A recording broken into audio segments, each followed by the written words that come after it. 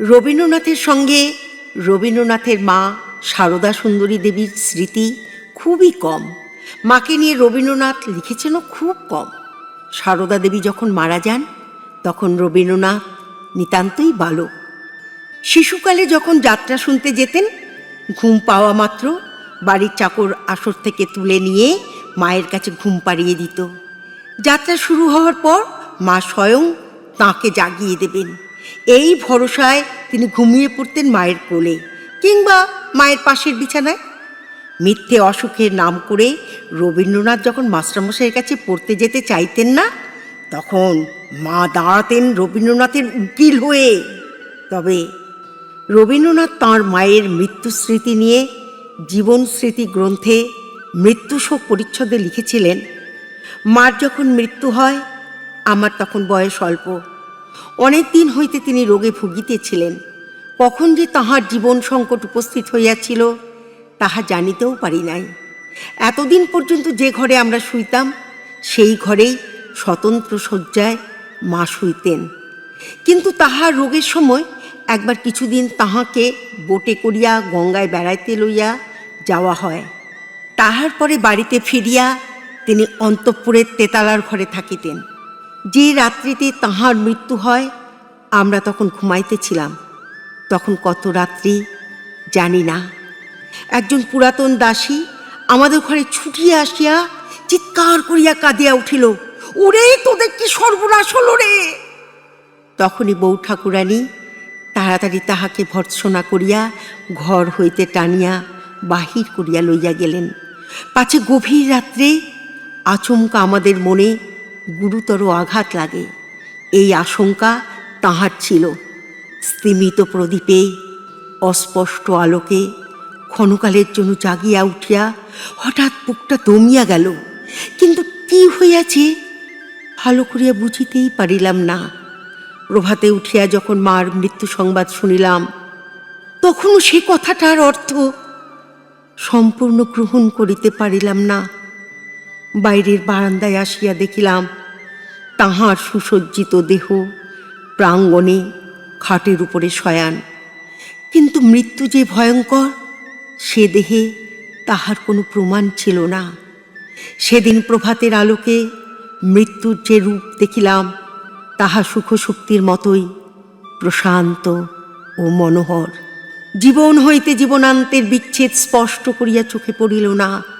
কেবল যখন তাহার দেহ বহন করিয়া বাড়ির সদর দরজার বাহিরে লইয়া গেল এবং আমরা তাহার পশ্চাৎ পশ্চাৎ শ্মশানে চলিলাম,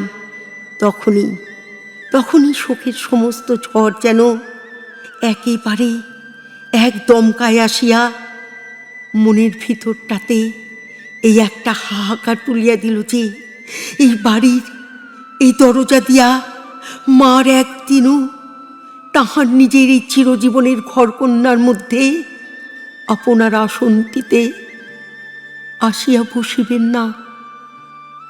বেলা হইল, শ্মশান হইতে ফিরিয়া আসিলাম। গলির মোড়ে আসিয়া তেতালায় পিতার ঘরের দিকে চাহিয়া দেখিলাম তিনি তখনও তাহার ঘরের সম্মুখে বারান্দায় স্তব্ধ হইয়া উপাসনায় বসিয়া আছেন। ছেলেবেলা বইতে তিনি লিখেছেন, পেট কামড়ানি বলে ভিতরে ভিতরে বদহজমের যে একটা তাগিদ পাওয়া যায় সেটা বুঝতে পাইনি পেটে, কেবল দরকার মতো মুখে জানিয়েছি মায়ের কাছে। শুনে মা মনে মনে হাসতেন, একটু ভাবনা করতেন বলে মনে হয়নি। তবু চাকরকে ডেকে বলে দিতেন, আচ্ছা যা মাস্টারকে জানিয়ে দে, আজ আর পড়তে হবে না।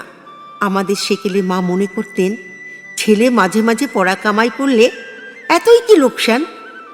এখনকার মায়ের হাতে পড়লে মাস্টারের কাছে তো ফিরে যেতে হতোই, তার উপরে খেতে হতো কানমলা, হয়তো বা মুচকি হেসে গিলিয়ে দিতেন ক্যাস্টর হয়।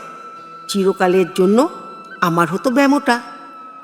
মায়ের একটা নিজস্ব মহিলা মহল ছিল অন্দরে। রবীন্দ্রনাথ একটু বড় হওয়া মাত্র ডাক পড়ত সেখানে। রবীন্দ্রনাথ লিখছেন, মনে পড়ে বাড়ির ভিতরের পাঁচিল ঘেরা ছাদ, মা বসেছেন সন্ধ্যাবেলায় মাদুর পেতে, তাঁর সঙ্গিনীরা চারিদিকে ঘিরে বসে গল্প করছে।